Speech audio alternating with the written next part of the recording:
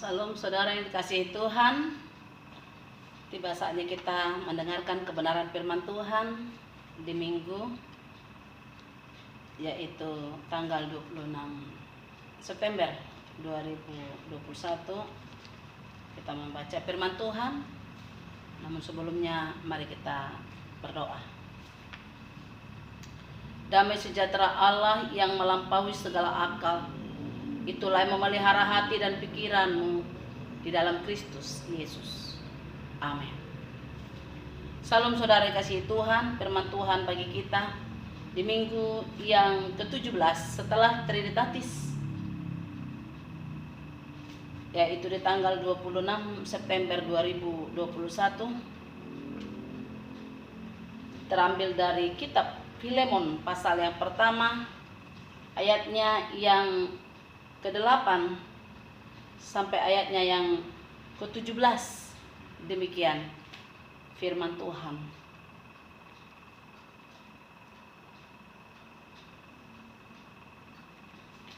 Permintaan Paulus kepada Filemon mengenai Onesimus. Karena itu, sekalipun di dalam Kristus aku mempunyai kebebasan penuh untuk memerintahkan kepadamu apa yang harus engkau lakukan. Tetapi mengingat kasihmu itu lebih baik aku memintanya daripadamu. Aku Paulus yang sudah menjadi tua, lagi pula sekarang dipenjarakan karena Kristus Yesus, mengajukan permintaan kepadamu mengenai anakku yang kudapat selagi aku dalam penjara, yakni Onesimus. Dahulu memang dia tidak berguna bagimu, tetapi sekarang sangat berguna baik bagimu maupun bagiku. Dia kusuruh kembali kepadamu, dia yaitu buah hatiku. Sebenarnya aku mau menahan dia di sini sebagai gantimu untuk melayani aku selama aku dipenjarakan karena Injil. Tetapi tanpa persetujuanmu aku tidak mau berbuat sesuatu supaya yang baik itu jangan engkau lakukan seolah-olah dengan paksa, melainkan dengan sukarela. Sebab mungkin karena itulah dia dipisahkan sejenak daripadamu, supaya engkau dapat menerimanya untuk selama-lamanya, bukan lagi sebagai hamba, melainkan lebih daripada hamba, yaitu sebagai saudara yang kekasih bagiku. Sudah demikian, apalagi bagimu, baik secara manusia maupun di dalam Tuhan. Kalau engkau menganggap aku temanmu seiman, terimalah dia seperti aku sendiri. Demikian pembacaan firman Tuhan. Yang berbahagia setiap kita yang membaca, merenungkan kebenaran firman Tuhan di dalam kehidupan kita hari lepas hari. Saudara-saudara kekasih di dalam nama Tuhan Yesus Kristus, surat yang singkat dan padat dan penuh makna yang disampaikan oleh Rasul Paulus di tengah ketidakberdayaannya, di tengah mulai merasa letih, sudah mulai merasa dan menyadari di dalam usianya, dikatakan tadi sudah sangat tua. Namun saudara dikasihi Tuhan, hal ini memberikan kepada kita satu gambaran. Sekalipun dia terpenjara, sekalipun dalam usia yang sudah lanjut, dia tetap menyelamatkan orang yang sesat. Dia senantiasa memberikan jalan kepada orang yang sudah jatuh ke dalam dosa dan yang belum mengenal Tuhan. Dapat kita melihat saudara dikasihi Tuhan di dalam pesannya apa yang boleh disampaikan kepada Filemon. Filemon ini adalah orang yang termasuk terpandang, adalah orang yang berada lah dikatakan, dan punya banyak hamba. Ya. menjadi rekan sekerja Paulus juga. Namun saudaraku dikasih Tuhan, siapakah Onesimus ini? Onesimus ini, saudaraku dikasih Tuhan, adalah hamba daripada Filemon. Namun di tengah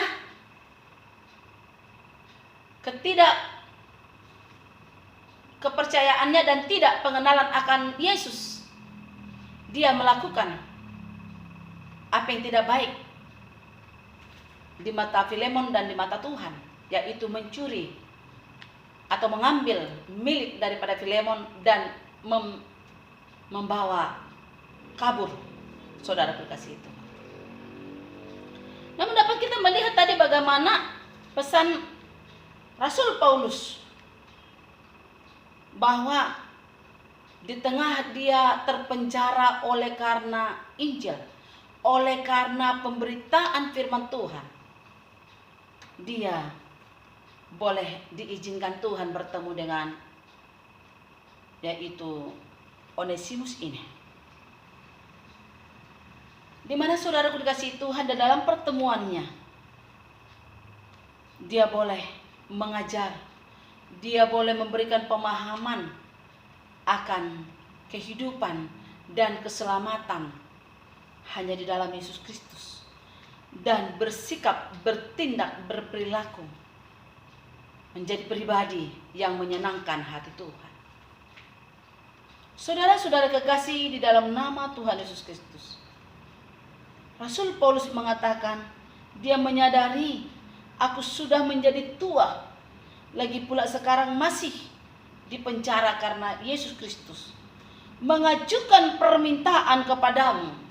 Saudaraku dikasihi Tuhan, sekalipun di sini memaknai bahwa sekalipun punya hak, Rasul Paulus berkata mungkin dengan secara keras menyampaikan hanya mungkin rekomendasi saja ataupun surat memo untuk boleh dibawa kepada Filemon menerima Onesimus ini. Saudaraku dikasihi Tuhan, itu layak.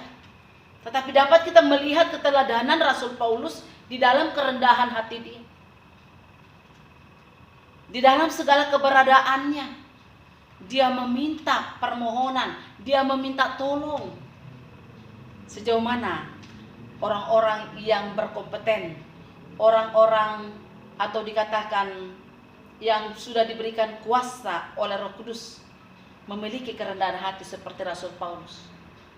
Adakah kita merasa kita sudah dianugerahi Roh Kudus lalu sewenang-wenang? Saudaraku dikasihi Tuhan, Tuhan menghendaki mari kita saling membangun, mari kita saling mendukung, bukan saling untuk membuat satu kericuhan, bukan saling menjatuhkan, bukan menjolimi, bukan saling menghalangi untuk pekerjaan Tuhan. Tapi saudaraku dikasihi Tuhan, sebagai kita sudah diperlengkapi, sudah diutus, sudah kita menerima kuasa daripada Tuhan, seperti apa yang diterima oleh Rasul Paulus, pengenalannya akan Yesus. Dia setia, dia memiliki kepedulian, dia memiliki empati, dia mengubah pribadi orang yang jahat menjadi yang baik. Inilah bentuk penginjilan yang Tuhan kehendaki dari setiap kita, hamba-hamba Tuhan. Bukan kita sudah di zona nyaman atau mencari bangku atau kursi jabatan di zona nyaman lalu bisa berbuat sewenang-wenang. Saudara dikasihi Tuhan, firman Tuhan di dalam, bahkan dilandasi di dalam kitab Filemon, yaitu pasal yang pertama ini ayat 8-17 ini, saudaraku kasih Tuhan, sebagai tema diberikan kepada kita adalah hidup sebagai keluarga Allah. Bagaimana keluarga Allah sesungguhnya? Siapakah yang disebut keluarga Allah? Bagaimana karakter keluarga Allah? Dan bagaimana karakter hidup di dalam keluarga Allah itu sendiri? Inilah yang menjadi pesan yang disampaikan oleh Rasul Paulus lewat karyanya mengubah karakter, mengubah perilaku Onesimus yang jahat itu, akhirnya mengenal Yesus dan mengenal segala hal-hal yang dikehendaki oleh Tuhan di dalam kehidupannya di atas bimbingan daripada Rasul Paulus. Sehingga dia menyadari, saudara berkasih Tuhan, akan perilakunya ada metanoia, ada pertobatan, dan teruji di dalam pengawasan Rasul Paulus. Sehingga Rasul Paulus berkata, Rasul Paulus tidak hanya memikirkan sikapnya atau pribadinya atau sikap egoistisnya. Dikatakan tadi, lebih baik juga dia di sini menggantikan kamu dapat melayani aku ketika aku masih dalam penjara oleh karena Injil. Tetapi juga lebih berguna bagi kamu dan di dalam pekerjaan Tuhan.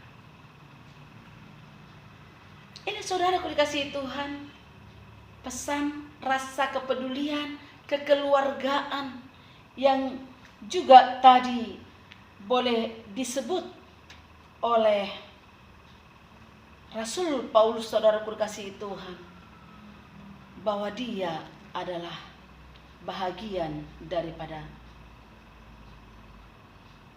keluarga Paulus yang dianggap yang sudah menerima ajaran Paulus, yang sudah mengenal kebenaran firman Tuhan. Rasul Paulus mengatakan kembali, dia adalah anakku yang kudapat selagi aku di penjara. Anak yang dimaksud saudaraku dikasihi Tuhan bukan hanya semata anak jasmani yang dilahirkan atau anak yang didapat dengan hubungan suami istri. Tapi inilah anak yang mulia, anak rohani yang boleh mengalami lahir kembali lewat pertobatan. Ya, sama dengan sebutan Rasul Paulus kepada Timotius, hai anakku yang kukasihi di dalam Kristus. Apa pikir Rasul Paulus tidak menikah tuh? Ya, dia hidup sendiri sebagai pria yang tidak menikah.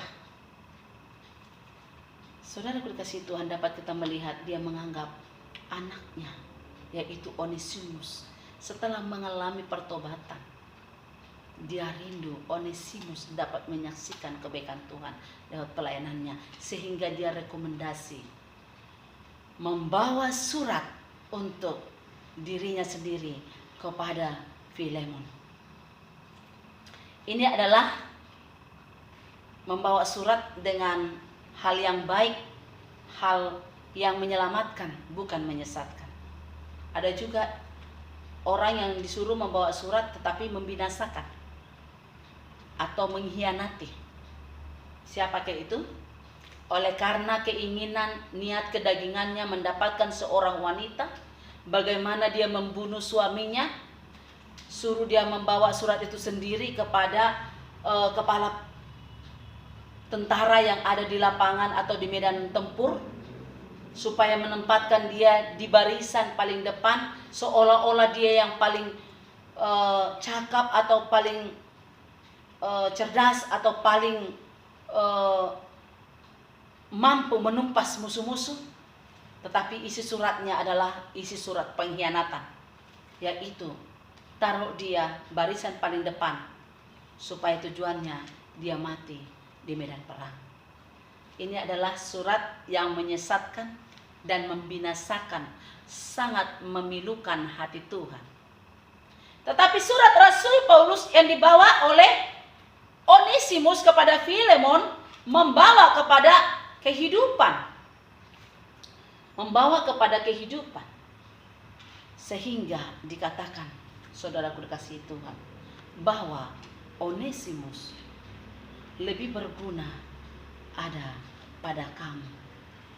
Sehingga dia memberikan surat rekomendasi itu, dan Filemon pun dapat menerimanya. Saudaraku dikasihi Tuhan, ini adalah satu gambaran bagaimana memperbaiki hubungan yang sudah terputus, bagaimana memperbaiki hubungan yang tidak harmonis menjadi keluarga Allah. Sejauh mana kita menyebut kita keluarga Allah, tetapi sesungguhnya masih ada perpecahan, sesungguhnya masih ada pertikaian, sesungguhnya masih ada fitnah, sesungguhnya masih ada akar pahit, sesungguhnya masih ada niat jahat, sesungguhnya masih ada sikap egoistis tanpa saling membangun, bahkan membangun kerajaan Allah. Saudara-saudara kekasih Kristus, mari kita teladani sikap Rasul Paulus yang memperbaiki hubungan Filemon bersama dengan Onesimus. Sekalipun Onesimus sudah mencuri milik ataupun membawa lari atau membawa kabur milik Filemon, yang sudah mengecewakan Filemon. Namun Tuhan izinkan, apa dikatakan Rasul Paulus, bahwa perpisahan itu, cara itu adalah cara Tuhan membentuk Onesimus mengenal segala perilakunya yang tidak baik, mengenal namanya pertobatan, sehingga dia kembali boleh memperbaharui sikap dirinya, memperbaharui segala pribadi yang rusak di dalam pribadinya. Ini saudaraku dikasihi Tuhan, yang menjadi pesan bagaimana kita menjadi keluarga Allah dan hidup di dalam keluarga Allah itu. Mari kita saling membangun, saling mendukung, berdamai satu dengan yang lain, dan jadilah menjadi pribadi pembawa damai itu. Yang berikut saudaraku dikasihi Tuhan, di dalam pembawa damai itu tidak mudah. Terkadang banyak tantangan, rintangan yang kita hadapi. Ada terkadang langsung dikatakan, alah, balok di mata orang kau lihat selumbar di matamu. Kau menasihati orang tetapi kamu juga tidak tahu, kamu juga banyak bermusuhan dengan orang lain. Kamu banyak membuat orang terpecah belah. Kamu adalah orang pemfitnah. Kamu orang yang suka menjolimi. Kamu adalah orang yang memiliki pribadi seperti iblis yang menghalangi pemberitaan firman. Saudaraku dikasihi Tuhan, bahkan kerap kali juga, mengapa kamu mencampuri urusan kami? Biarlah waktu Tuhan yang menjawab. Ketika kita ingatkan supaya berdamai, tentu ada tantangan. Tapi saudaraku dikasihi Tuhan, tantangan bersama dengan Tuhan, jika Roh Kudus berkarya, apa yang Tuhan taruh di hati saudara, lakukanlah itu. Apa yang menjadi pekerjaan saudara, tugas saudara, lakukan. Apa menjadi tugas Tuhan, akan Tuhan lakukan. Kita sudah sampaikan ketika Tuhan meminta pertanggungjawaban, kita sudah selesai. Kita sudah sampaikan mereka tidak mau berdamai. Mereka harus bertemu di, kalau seperti kata orang Batak, merdumu di Tanorara. Sampai maut memisahkan, tidak ada perdamaian. Betapa pilu hati Tuhan. Karakter keluarga Allah yang seperti apa yang mau kita tampilkan dalam hidup kita. Saudara dikasihi Tuhan, biarlah perenungan ini, teguran yang indah ini kembali mengingatkan kita, supaya kita dapat berdamai dengan satu lain. Pembawa damai, pemaaf. Saya selalu katakan saudara dikasihi Tuhan, banyak hal lika-liku dinamika perjalanan hidup yang bisa kita lalui. Bahkan saudara dikasihi Tuhan, ketika kita dijahati, ketika kita dikhianati, saudaraku sadari, pembalasan hak Tuhan bukan hak kita. Hak kita apa? Lepaskan pengampunan. Lepaskan pengampunan yang tidak terhingga bagi siapapun yang menyakiti hati saudara. Sadari, kalau dia menyakiti hati saudara, dia menyakiti penciptanya. Karena kita adalah biji mata Allah. Saudara berkasihi Tuhan, mari miliki hati yang mengampuni. Mari jadi pembawa damai. Mari biarlah damai sejahtera yang bertata di hati saudara dan saya. Saudara kekasih-kekasih Kristus, Terkadang kita tidak mengerti. Saya itu selalu, saya mengenang pernah di satu tempat pelayan, mengakhiri pelayanan, saya katakan lagu itu. Sering ku tak mengerti jalan-jalan-Mu Tuhan, bagai di belantara yang kelam. Tanpa 1000 tanya, aku tetap percaya jejak-Mu Tuhan sungguh sempurna. Ajarku memahami segala yang Kau ingini, agar hidupku puaskan hati-Mu. Bagi-Mu aku rela sepenuh hati menghamba, serahkan diri, genapi karya-Mu. Saudara berkasihi Tuhan, kadang kita tidak mengerti. Ada banyak cara Tuhan membantu kita menjadi pribadi. Ada cara pribadi yang berkenan kepada Tuhan. Ada cara Tuhan membantu kita supaya mengubah mental kita, mengubah karakter kita, yang mungkin kerap kali mengandalkan kekuatan dan mengandalkan kemampuan kita karena intelektual kita. Tetapi Tuhan membentuk kita untuk mengandalkan Dia dalam segenap kehidupan kita lewat masalah. Masalah apa yang dapat kita lihat, saudara berkasihi Tuhan? Tadi ada masalah. Masalah adalah bagaimana Onesimus boleh melarikan diri dari rumah Filemon. Dan itulah cara Tuhan mempertemukan dia bersama dengan Rasul Paulus. Di tengah Rasul Paulus di dalam penjara karena Injil. Ini masalah, saudara berkasihi, pembentukan karakter. Ini saudara berkasihi Tuhan, sehingga mari kita menjadi keluarga Allah. Kita tidak mengerti jalan-jalan Tuhan, tetapi sejauh mana Tuhan menguji saudara, sejauh mana saudara dapat membuktikan, saudara dapat seperti Yesus berkata, ampunilah mereka karena mereka tidak tahu apa yang mereka perbuat. Saudara berkasihi Tuhan, jika hal itu saudara dapat miliki, maka saudara akan menjadi pribadi yang sangat mengampuni dan mampu senantiasa meneladani karakter Yesus yang penuh pengampunan. Tidak ada sedikit pun membalas, tidak ada menghakimi. Perempuan yang berzina, yang mau dirajam oleh batu dan mati, juga diampuni Yesus. Pergilah dan jangan berbuat lagi. Saudara berkasihi Tuhan, mari melalui tema firman Tuhan hidup sebagai keluarga Allah. Keluarga Allah, keluarga yang harmonis, keluarga yang penuh damai, keluarga yang penuh kasih, keluarga yang saling peduli, keluarga yang saling menolong, keluarga yang saling menopang. Jika hal ini boleh kita refleksikan dalam hidup kita, maka kita layak disebut menjadi keluarga Allah dan hidup di dalam keluarga Allah sendiri. Amin. Tuhan menolong kita. Mari kita berdoa.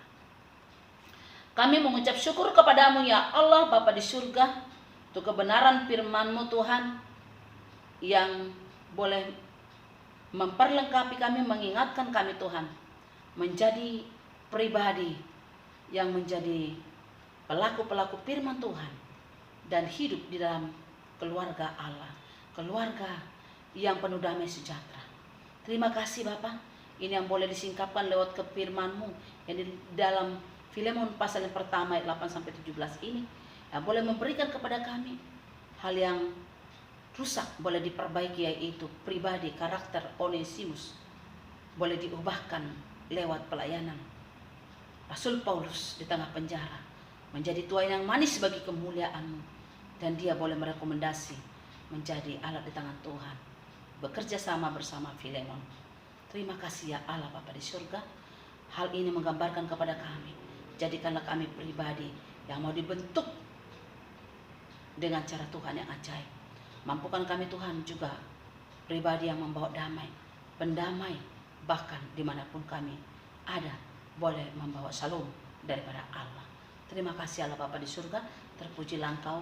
Di dalam nama Tuhan Yesus Kristus kami mengucap syukur atas firman-Mu. Amin.